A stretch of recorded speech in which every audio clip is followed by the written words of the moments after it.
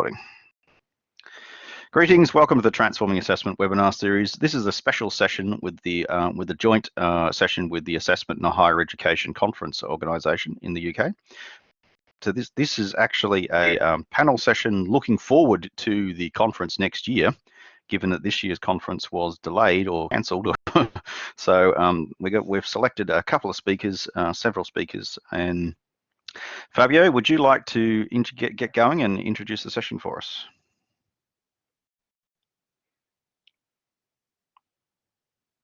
And you also need to turn on your microphone. Yes, here we are. Thanks, mate. Welcome. Very good. Yes, welcome everybody. My name is Fabio R Aricò. I'm one of the Assessment in Higher Education Conference Committee member. We also have Fiona Meddings with us in the room, and she's going to collect and respond the questions in the chat as well.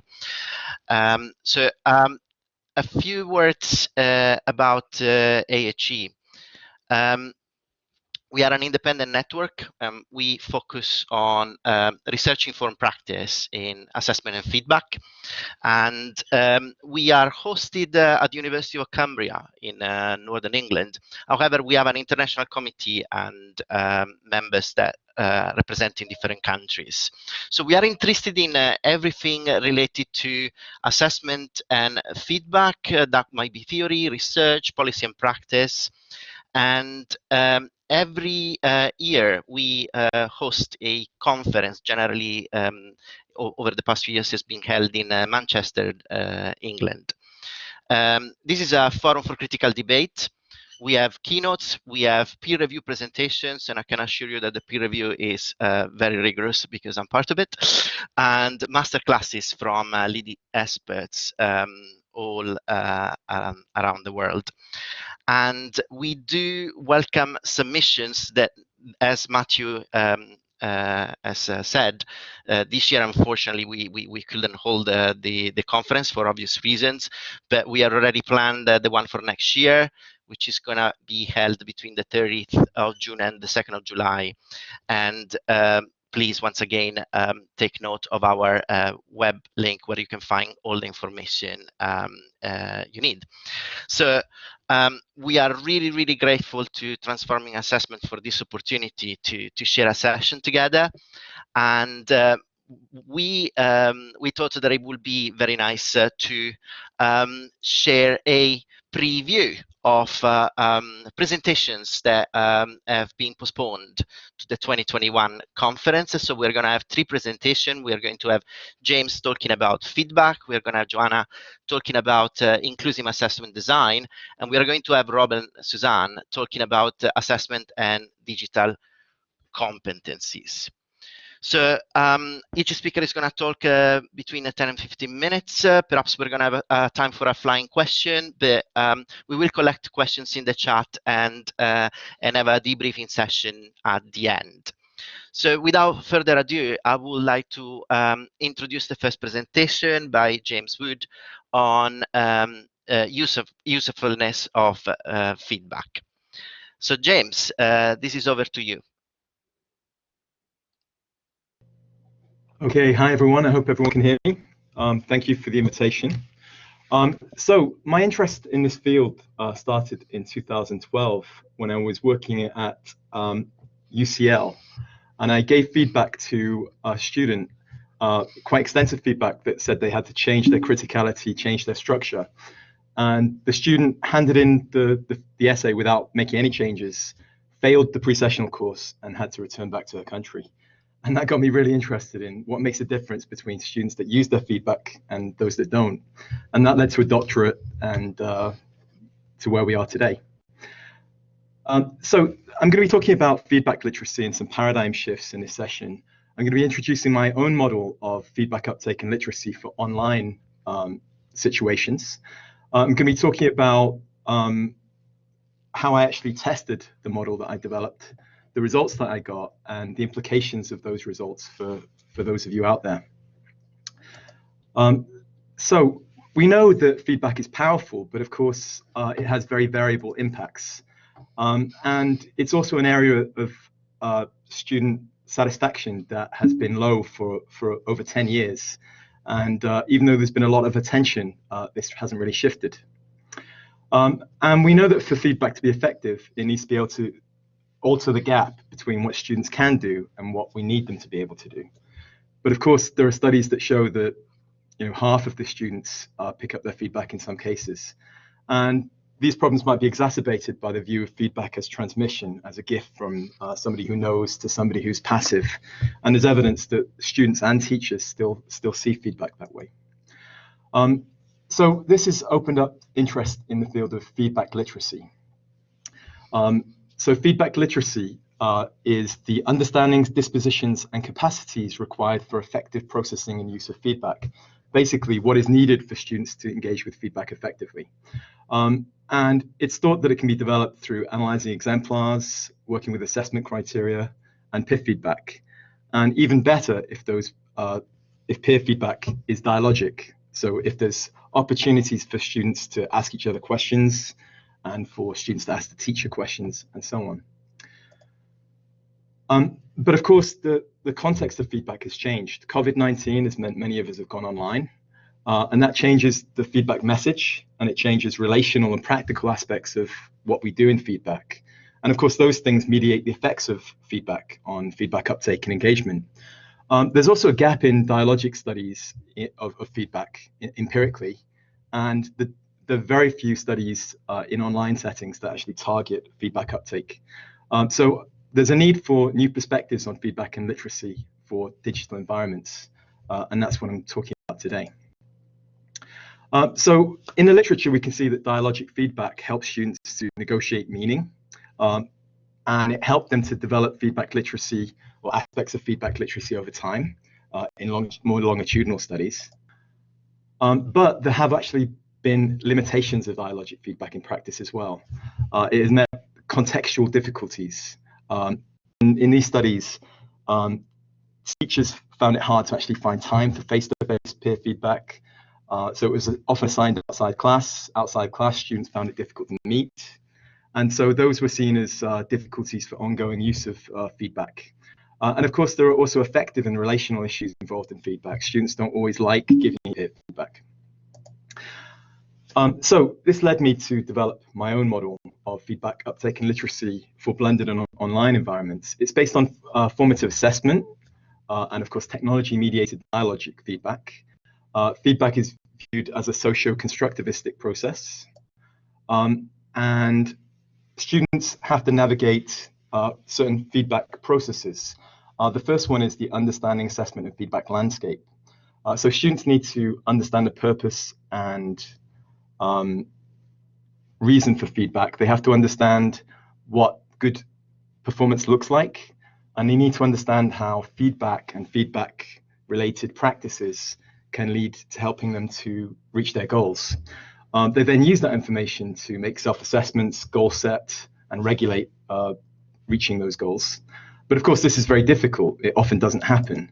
And so the role of dialogue in the model is to actually help them with those processes, to help them better understand what good performance is, and to help them better understand how they can self-assess, goal set, and regulate.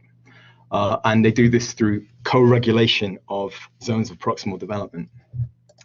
But of course, to do this, they have to also be receptive to feedback in the first place. They have to be able to manage their emotions regarding feedback, and they need to be motivated to enter into the cycle.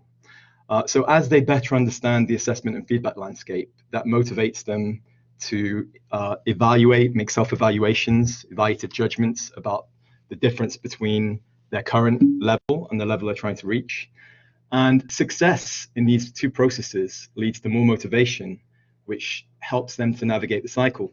As they navigate the cycle, they get better at understanding what good practice is. They get better at making those self-assessments. They get motivated by seeing examples of their success and seeing examples of peer success. And they're better able to actually navigate the processes, because as they go through the cycles, their feedback literacy improves and they're better able to actually navigate those processes. So it's a virtuous cycle. So I then practiced. I then did some research on this, and I used Google Drive and Docs for peer feedback. And on a 1,200-word essay over 16 weeks in an advanced academic writing course. The stages involve preparation, so online socialization, looking at exemplars, working with criteria, modeling what good feedback is in Google Drive, introducing them to certain concepts to help prime for receptivity. And then they submitted a draft, gave peer feedback, and they had a week to do that. Although the peer feedback actually went on for the entire duration of the course. I only kind of insisted that they do it in this 1 week period, but they continued doing it even when I didn't ask them to, basically. And then they submitted it to me. I gave screencast feedback and also allowed Google Docs dialogue on that, but that's not what we're talking about today. So the research question was, what were the perceived effects on feedback uptake and recipients of technology-mediated dialogic peer feedback practice? I actually got a lot of results, but we're just looking at the peer feedback associated results today. It was insider research. I did it with my own students, so I had to be careful of bias. I followed the UCL ethics process and BERA guidelines. There were 14 South Korean participants. And I took a socio-constructivist, process-oriented, interpretivist perspective.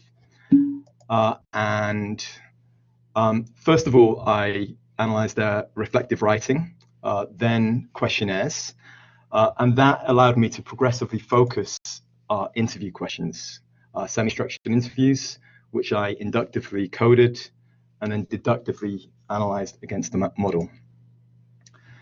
And so let's look at the results. So the most prominent result was that students were usually not very keen on feedback, on peer feedback in particular. They felt that if they can't understand what it means, they'd rather not do it. And they said that was what made it special. So they could question the feedback, they could ask questions about why it was given, they could refute the feedback, and so on.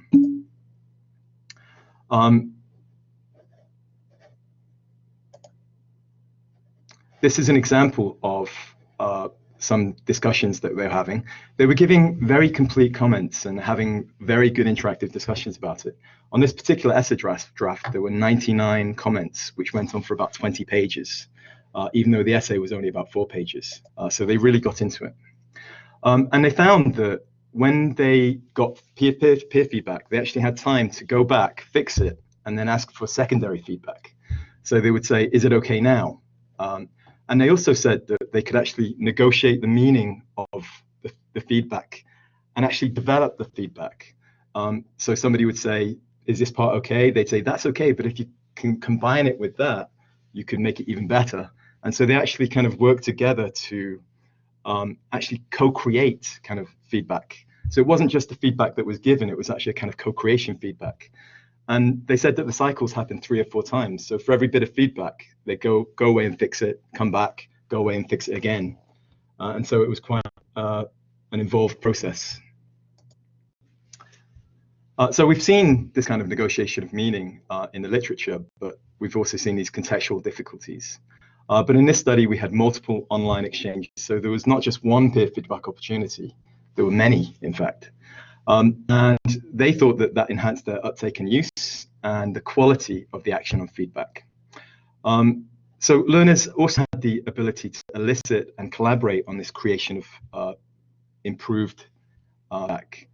And they did complete feedback cycles with their peers. And so this was a kind of digital learning community that kind of sprang up. Reddy et al. In a recent paper talked about feedback communities being kind of created longitudinally. But in this study, they happened over a much shorter space of time, which is quite interesting. So they also said that they didn't have particularly good views about feedback in Korea.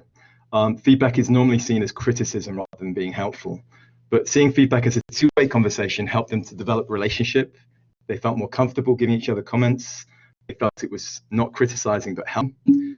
And that allowed their barriers to feedback to go down. They also said that the mutually supportive relationships they had you could call it a pedagogic alliance of peers, made them more motivated to actually use the feedback. They called it a synergy. The emotion of being supported really helped them, feeling like they're not doing the work alone, even though they're sat at home actually doing the work, feeling like they're not actually alone. That was very interesting. So, of course, we know that culture can influence understanding of the concept and function of feedback, and we know that we need to manage as well. And these results show that the technology mediation actually helped with positively handling effect, and it also aided the relational aspects of peer feedback practice. So Leighton and Bustos Gomez talked about the importance of pedagogic alliance between educator and students. But I think this is also evidence of a kind of pedagogic alliance of peers. Feeling like your peers are there to help you and that they can be used as a resource was really helpful for them. So of course, these practices also showed signs of feedback literacy that agreed with Carless and Bowd's concept. So they felt that their understanding of what feedback is for was modified. They felt that feedback is open to everybody, everywhere, every time. They just want more feedback now on all their work. Some of them said that they didn't think feedback was valuable in any way before. It was just justification for grade. But the course actually made them think that feedback is really valuable, and they really appreciate getting feedback, and they feel like it's an attempt to help them to improve. It also helped them to make and refine judgments. So I asked them questions like, what was your experience of the feedback practices? How did you understand what good standards are? How did you judge the quality of your work? And they said that peer review really helped them to be critical of their own writing, and we've got some parallel literature on that. And this is very interesting. They got empirical grounds for why feedback is useful. So they saw examples of the evidence base, seeing their peers improve, experiencing improvement in their own work, really made them believe that feedback is so important. This change of belief they thought would actually continue after the class because it's a change in attitude, which shows feedback literacy. A final theme is that the technology helped overcome their barriers, but also open new learning spaces. So they said, normally when you have group projects, students can meet just before the deadline, but they could have a conversation all the time with asynchronous technologies. And that gave them time to think about their work. So there was a time element to the feedback space that opened up. And that made them feel they were giving higher quality feedback and making them more motivated. And of course, the sheer amount of feedback, they said it went on for 10 or 20 pages, which couldn't have happened in a face-to-face. So they thought the platform was very important, having a unified place where they could get everything very easily with just a click. They felt it was easier, more approachable than not having it. They could also learn on mobile, which was really important for them.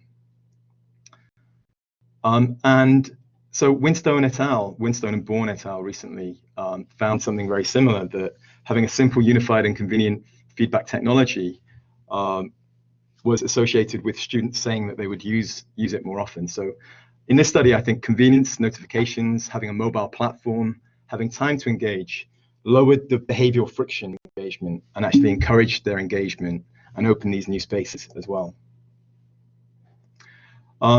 So I think this helps inform the gap regarding dialogic peer feedback in online settings. It shows how some of the limitations of previous studies can be overcome. It shows how the processes involved in feedback uptake and literacy can be supported through online peer dialogue. And of course, that has positive implications for contexts with large cohorts. I also found workload positive as well. I think that offers insights into designing for uptake, handling relational and practical issues for online and blended environments. And this comes from Carless and Winstone's recent paper on teacher feedback literacy. And of course, there are limitations to the claims that we can make about generalizability because it was in South Korea. Deployability is going to vary as well. It was a kind of blended environment that I based this study on. Purely online environments will need more social presence, so I recommend online socialization processes like those recommended by Julie Salmon. And of course, it's also mediated by digital literacy as well. So we need to make sure that students and teachers have the digital literacy they need to take part in this kind of intervention. So future research, I'd like to replicate and look at generalizability, scalability, and also look at the differences between purely online versus online environments. This semester, I've done some similar work with my students, and I found that the peer review worked very, very well in this online-only environment, but they were more reluctant to ask me questions. So teacher social presence is very important.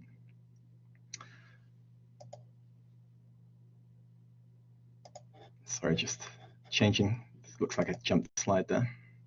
So I think this demonstrates the potential of online feedback practices, and it informs teacher feedback literacy for digital settings, and it exemplifies how we can actually leverage benefits of online environments in transforming our assessment practices. It doesn't have to be a bad thing. It can be a very good thing if more technology in our feedback, if we use it in the right ways. So here are my references, and if anyone has any questions, if we have time for any questions, I'd be happy to answer them. Thank you, James. We'll need to press on, but I collected questions for you, and the chat is on fire already. So I'm going to pass it to you, and perhaps we can explore them at the end of the session. Shall we move to the next presenter? We have Joanna talking about inclusive assessment. Cool, thanks, Fabio. So hopefully everyone can hear me all right. So I'm here on behalf of a group of researchers based at Deakin University, Mary Dracup, Merrin Mccracken, and Yasmin Mobayad. And I guess I'll be talking to you about inclusive assessment design. So inclusive assessment is important for a number of reasons. Firstly, there are increasing numbers of students with a disability of all types enrolling and joining in higher education. And while it's hard to get a good grasp on what exactly those figures are, in Australia, the rate of students enrolling has increased from 4.8% to sort of mid 5%. And in contrast with that, our ABS statistics actually suggest that there are about 20% of the general population are living with some form of disability. So in fact, there may well be additional students out there who haven't actually disclosed they have a disability. And we are both morally and legally obliged to ensure that students with a disability have the same opportunities within education. And this also devolves to how they are able to demonstrate achievement in their learning. And again, in Australia, this is enshrined in our legislation through the Disability Discrimination Act, and I believe most countries have similar legislation. And we also have disability standards for education, which are more specific to the way that both the delivery of the curriculum and also assessments must be adjusted appropriately to take into account individual needs and abilities. However, there's also some evidence that the adjustments that we do generally provide don't actually address all of students' needs.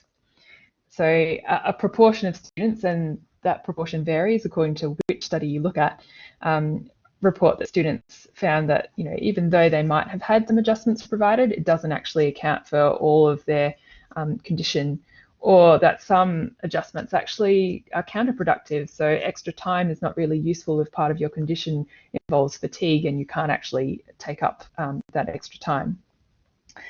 More recently, we've also realised there's just a general lack of evidence in terms of how adjustments do actually help to provide students with opportunities to demonstrate the similar level of achievement.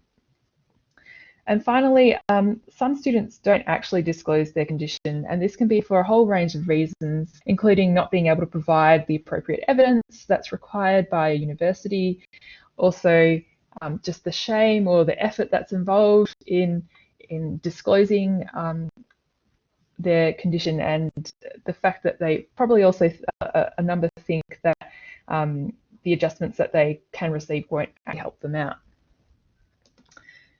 So this is why the idea of inclusive assessment design is really important, and it takes a more proactive approach to how assessment can be or can account for all varying abilities. So Hawkins has defined this as the design and use of fair and effective assessment methods and practices that enable all students to demonstrate to their full potential what they know, understand, and can do. And this is quite well linked to the idea of universal design for learning, which is the principles really sort of are around providing options on multiple means of engaging and being part of education. And this has ended up with a whole bunch of guides for inclusive assessment design. And your university probably has some kind of guideline or tips or something on how you might design inclusive assessment. But we also know that staff are less confident about the idea of inclusive assessment design. Morris, Milton and Goldstone reported that staff were actually quite confident in being able to account for these students in their classrooms and do the teaching side fine, but they knew less about what assessment design might look like. We also know that students are still experiencing those considerable disadvantages in assessment, even with adjustments in place. And furthermore, while I've been talking so far about inclusive assessment from a disability perspective, inclusion has also been used to talk about social inclusion, and this broadens out the considerations beyond students with a disability to other equity groups who might be experiencing disadvantages. So there might be some general ideas around how we can design assessment more inclusively, but it is a pretty big task. So I wanted to know a little bit more about how we could direct our efforts and what are the biggest problems. So my project was really around what are the priorities for inclusive assessment design, and I wanted to know who requests the assessment adjustments and what is the nature of the adjustments requested. And this was important because, at least at my university, any student who has a condition can approach the Disability Resource Centre for help and an access plan. And this isn't necessarily constrained only to disabilities. It could also be social circumstances or life events that are making things difficult for them at any particular point in time. So what we did was we had a look at all of the 2018 Disability Resource Centre Access Plan records. So we have a centralised database where all the information about students' requests for adjustments and their conditions are centrally located, and then they can be sent on to individual subject coordinators and people who are actually doing the teaching so that everyone has quite uniform information about what's going on. We undertook both some descriptive statistics and also some qualitative analysis of open text entries. And all of this was covered under an ethics waiver because what we were doing was accessing de-identified university-held records. In terms of what we got, we had a total of 2,860 access plans. And of these, 72% of students had an ongoing condition, so one that wasn't going to go away anytime soon. 17% reported more than one condition, so they might have a physical health condition plus a mental health condition. 54% of students reported a mental health condition, and 31% reported a medical condition. And I thought I would split them up. I mean, a mental health condition is a medical condition, but those medical conditions were physical ones, and there was on top of that another 54% with a mental health condition.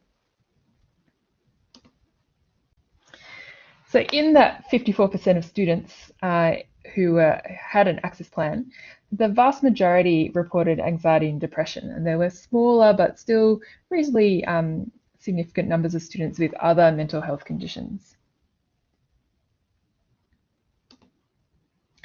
In terms of what types of adjustments everyone requested, exams made up the large majority, but online tests and all the other types of assessments also featured quite prominently, including in-class participation where it was assessed.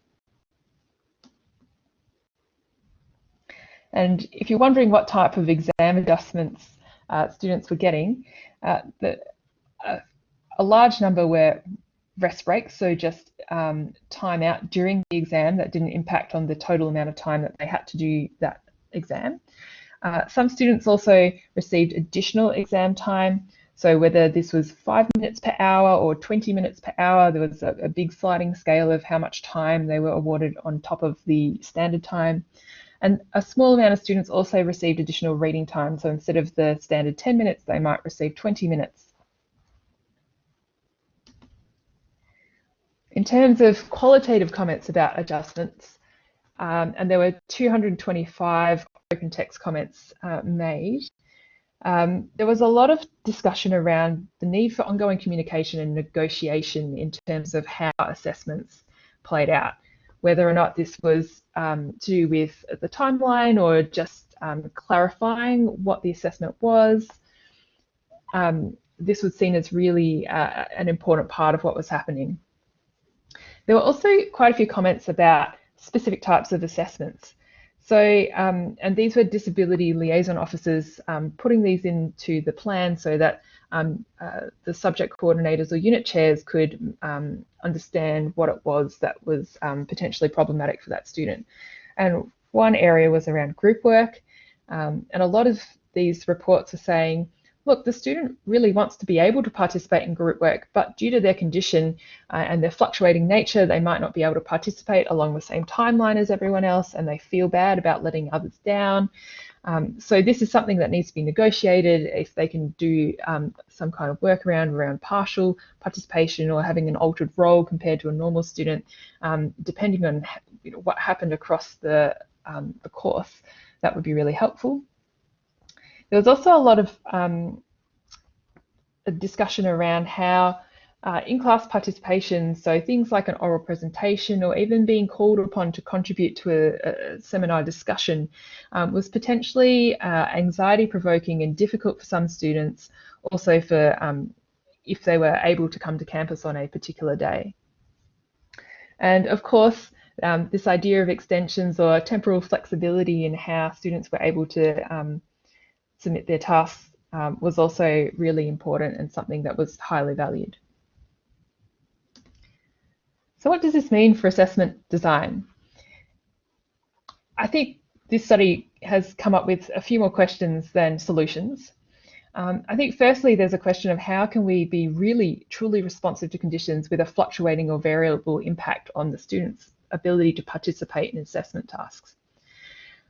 One way to achieve this perhaps is having more student choice and flexibility in how they are assessed. So different types of assessment tasks and maybe a period for when those assessment tasks are due. Of course, if students are trying to pick one assessment task over another, and part of the assessment is that the inherent requirements of the assessment are important for that degree or program, then there is the question of, how can we ensure that students develop and are able to demonstrate those skills over the course of their degree? So perhaps a more programmatic approach to assessment is required. There's also the question of equivalence of standards across tasks. And here my colleagues Rolla and Margaret have suggested that an invitational metaphor for criteria. So rather than saying that the criteria are the be-all and end-all and they are very transparent, consider them more as a conversation starter or an invitation to work together on what that task might look like and how the standards might transfer across different types of tasks. On a more practical note, some things I think we can take more immediately from this is firstly improving the ease of access to adjustments, and especially for exams, given exams was such a big issue. Paradoxically, perhaps online exams might provide additional benefits or less requirements for adjustments because the location and even input options, so being able to use a computer for input, might solve some of those concerns. In terms of in-class assessment, some certainty about those participation and presentation schedules and alternative options, including having pre-recorded responses or a video link, might also help in terms of allaying anxiety or concern about being able to present at a particular time. And finally, for group assessments, which, we can't just cancel all assessments just because they're problematic. We have to think about how we can work on this together, particularly with group assignments being theoretically a little bit more authentic to the real world. Some of those things that we probably should also do in other places in terms of how we work in groups, so around how we communicate, an agreement on what everyone's roles and participation might look like, and having contingency plans scaffolded into the way that the assessment is set up are possibly ways forward that might assist in making assessment more inclusive. So that's all I have for you today. I'm keen to engage a little bit more with all the chat that's been happening, so thanks. And thank you very much, Joanna. I'm working behind the scene and conveying questions that are coming from the chat to speakers, so they are engaging a bit within the chat, and we're going to have a little time at the end. Perhaps a flying question from me right now would be, so would you think that our transformation to online teaching is actually improving the situation for students in an inclusive design context, or is creating more challenges? Yeah, I was chatting to Merrin, who's actually our manager of disability support services at Deakin, about this, and she was saying in some cases it's really helpful. Students have the access to their familiar equipment, especially in the case if they need a screen reader, or they need to have alternative inputs, so like dictation or whatever. They've got access to their own devices and equipment, so that's really helpful. But students have also found that really what happens is that all that support that they were used to getting in those exam situations, perhaps having the reassurance of their own room, their own invigilator who's looking after them, all of these things have been lost because we're all stuck at home. So there are some good sides and some bad sides. Yeah. Indeed. Thank you so much, Joanna. We are going to move to the third presentation, and we have Rob and Suzanne talking to us about assessment and digital competencies. Thanks very much. Hi, everybody. My name is Rob, and I'm here with my colleague Suzanne, and we're from Dublin City University in Ireland. And we're going to talk to you about our project to enhance academics' digital competencies through the vehicle of assessment. So I'm going to give a bit of a background to the project and our structure, and then my colleague Suzanne will take over, and she's going to talk you through the specifics of our project at DCU and how we have implemented it, and indeed how we have adapted the project to the ongoing crisis. We all know, and we've known for some time, obviously, that the world is very much changing around us due to digital technologies, and our graduates are going to be leaving our institutions and going into a world that is very different, perhaps, to what we experienced. And this is reflected very much in a European agenda from the European Union, the New Skills Agenda, which was launched a number of years ago. And the New Skills Agenda believes that with the right skills, people are equipped for good quality jobs and they can fulfill their potential as confident, active European citizens. And the agenda specifically calls out higher education institutions and says that we need to ensure that we are equipping our graduates with the relevant and up-to-date skills that they need, because the digital transformation that is underway in our economy is really reshaping how we work and how we do business. Related to the New Skills Agenda is the Digital Education Action Plan, which very much supports the implementation of the New Skills Agenda. And the Digital Education Action Plan contains 11 actions, 11 very specific actions split across 3 priorities. And 2 of the priorities, again, link into this whole thing we're talking about around developing digital competences and skills so that digital technology is more effectively used for teaching, learning, and assessment. Looking at a national level here in Ireland, we have a national skills strategy, which again very much aligns to what's going on at the European level.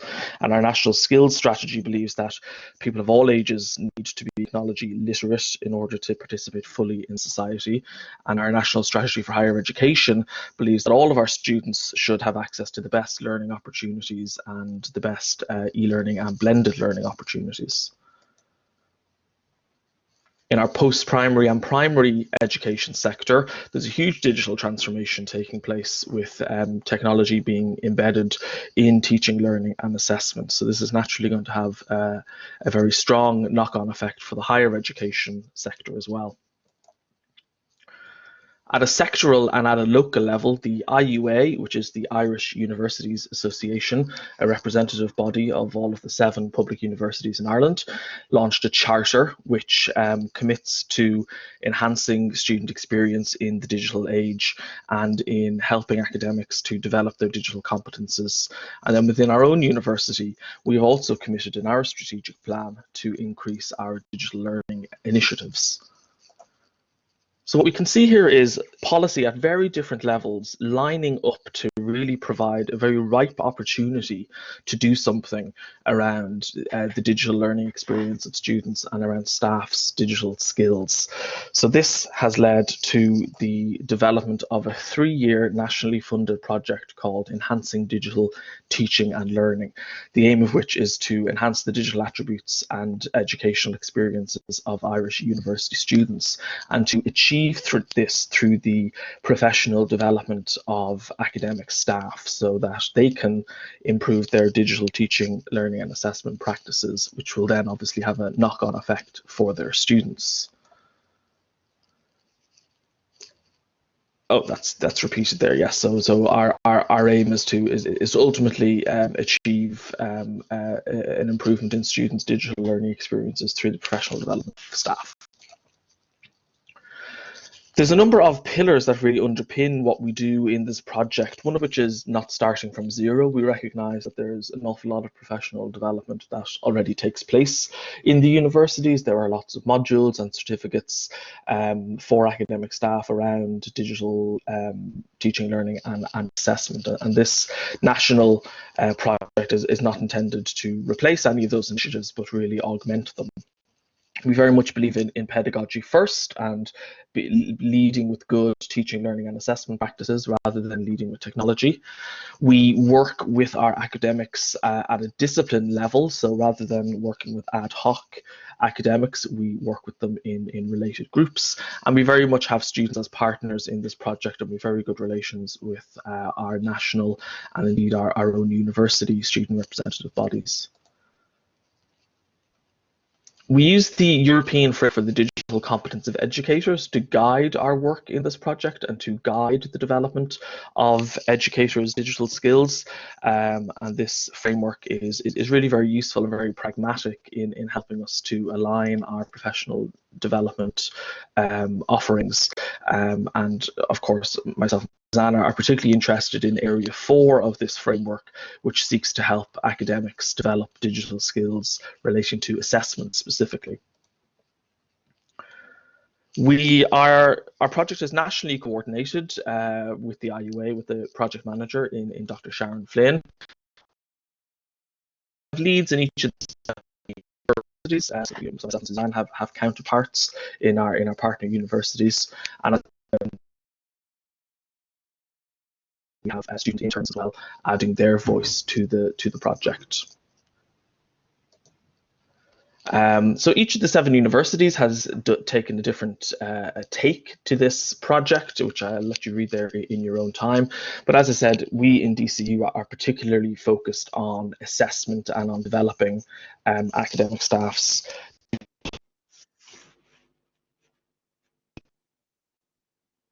talk you through the details of that. Okay, thanks, Rob. Maybe if somebody could just quickly let me know that you can hear me okay. I think you can. I'm going to come back to that slide, number 75. All good, Susan, we can hear you. Brilliant, thank you. Okay, so at DCU, as Rob has already mentioned, we take a focus on assessment.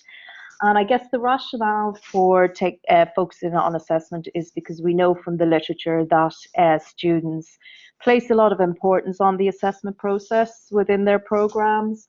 And we felt that because students put so much importance and put so much energy into this part of their learning, that if we introduce technology into assessment, and in particular continuous assessment, that there was a good chance that students would develop some skills and some digital capabilities over the course of their program. We have at DCU 4 distinct but interconnected work packages as part of the program. It focuses on the staff development delivery, but is supported by the development and maintenance of online resources, ongoing technical enhancements for the virtual learning environment to support technology enhanced assessment, and of course feedback is also forms part of that process. And then we have a communications and a dissemination work package to share the work of the project both at local and at local level and beyond. In terms of developing the core aspect of the delivery at DCU, which is the staff development program, we obviously built on the underlying principles that Rob has already discussed. We were not starting from zero. There was the starting point for developing the suite of workshops and the staff development program was the suite of workshops that were already offered by the Teaching Enhancement Unit, the unit that we work with. But we adapted those to focus more clearly on assessment and feedback. We took a pedagogy first approach, very much focusing on the why of technology enhanced assessment, why you would use technology for assessment. We have a discipline focus, which allows us to refine workshops for discipline specific needs. And then finally, we hold students as partners in the project. So we've worked very closely with the Students' Union at DCU to ensure that the voice of the student forms part of the project, particularly in relation to the research aspect. We've recently completed focus groups with students around their experience of technology enhanced assessment, which will inform the development of the project. Okay. Oops. Okay, so this slide highlights or gives you a visual of the original project structure, which we used in the pilot from September to December last year. So we mentioned already, we developed the suite of assessment workshops. We had conversations with prospective participants at discipline level to tease out discipline specific needs. We customized the workshops based on those conversations. We created pre-workshop learning activities for participants. We delivered 3 workshops, which was our suggested number of workshops for participants to select from the suite of 10. We built on that through individual and group consultancies to support staff in planning their technology enhanced assessments. We offered ongoing support in the implementation of those assessments, and then we took some time to review and refine this project structure for the pilot, which we took some learning from and adjusted for the second iteration, which happened between February and April this year. So what did we learn? Like everything in life, timing is crucial. We did anticipate that it was an ambitious program of delivery and that we would need to engage early with the participants and the schools to ensure that there was time and space for them to engage with the project. But we didn't anticipate quite how early we needed to engage, but we've learned that lesson and we're engaging earlier and earlier with prospective participants. We learned very quickly that flexibility was needed for delivery even before COVID-19.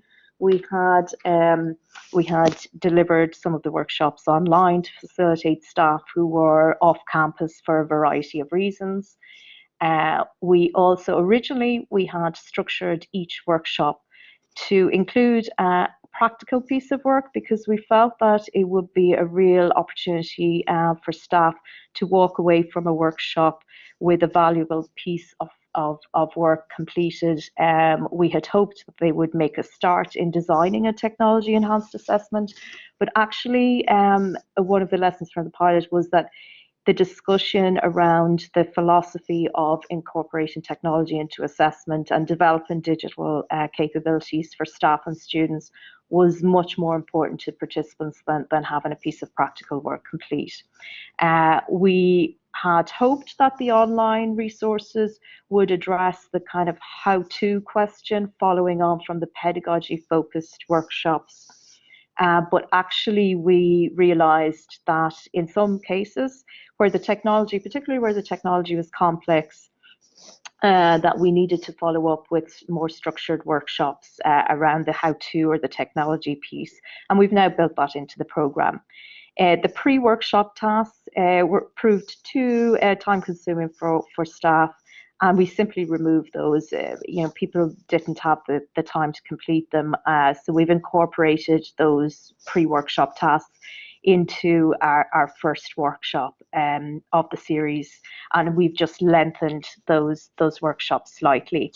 In terms of the DigComp Edu framework, as Rob mentioned earlier, this framework it's very useful in terms of framing this project and allowing participants to explore their digital capabilities both before engaging in the program and after engaging with the program. But we had originally asked participants to engage as part of their pre-workshop task. They found it a little bit dense in terms of engaging with the framework. So we did, in the second iteration, we actually scaffolded that engagement and introduced it as part of the first workshop that we would meet our participants with. We also adjusted it to add a gamified element to the engaging with the workshop. We attended a workshop, a GISC workshop in November 2019, and here we some colleagues, which we've cited down here on the slides, which we'll share later, shared their work on developing a digital pursuit approach, a gamified approach to support participants to engage with the GISC digital capabilities framework. And what we did was we took that approach and adapted it for the DigComp Edu framework. We managed to deliver it for one group in a face-to-face context. And essentially, it's simply much like the traditional Trivial Pursuit board game, which allows staff or participants to engage with their digital capabilities. And one of the main benefits of this is that participants supported each other to identify where they had where their digital skills were strong, and it kind of introduced a little fun element about where the gaps in their digital capabilities were as well. We've also adapted that then post-COVID as an online delivery, so it's really gone down very well with our participants. We also realised that we needed to develop online resources that were non-technology focused. So originally we had seen these online resources as very technology focused, but we realized in the pilot that people needed some support around, particularly around group work and how to support students to engage with group work, and indeed something that was mentioned earlier in terms of peer assessment and feedback. Okay, we've got a formal evaluation underway. The student voice is a key aspect of that evaluation. We're using Bamber's framework cited below to move beyond simple quantitative data towards a broader evidence of impact on practice. And we've also recently managed to offer a National Forum badge to participants on completion of the programme. Then, in terms of adapting to COVID, you can't really ignore the COVID-19 crisis and the resulting pivot to online learning. At national level, it has meant that the project has refocused to support blended and online delivery for the coming year. And in doing that, we have we've created what we've called the EDTL approach. It's a pathway where we've curated a set of resources and offer a framework for staff to engage in blended and online delivery for the coming year. We've got more information on that on the EDTL blog, which we've cited at the end of these slides. But certainly we've seen that the crisis has actually provided us with an opportunity, particularly in terms of the conversations around alternative assessment. Essentially, staff have been pushed towards considering alternative assessments more quickly. And, you know, I guess the work of the project has supported those conversations. And certainly we've found that it's a great opportunity for us to engage participants in those conversations. Okay, I need to go back to a slide because I just want to finish by inviting you to take part in the learning community which has developed as part of this project. So again, details on our blog, and we'd love to see some of you join this learning community over the coming months. This learning community has sprung from the project, and essentially participants mostly from Ireland and the UK, but also beyond, and everybody is welcome to attend.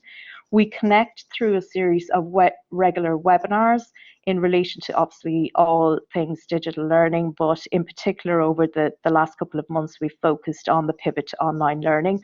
I've popped some details of the 4 upcoming workshops or webinars here for you there, and you can find details on how to join on the EDTL blog. So thank you, Matthew. I see you've put the EDTL blog in there, but I suspect that the slides will be shared after the presentation as well.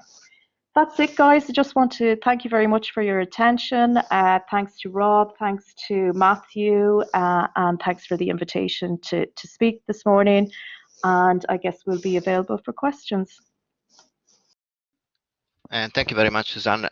Very comprehensive, and a lot of very interesting things, as I was saying in the chat, are happening in Ireland. I was wondering whether you know, in this very well-engineered and planned project, what was so far the unexpected thing that happened, and that you believed it was very successful yet unexpected?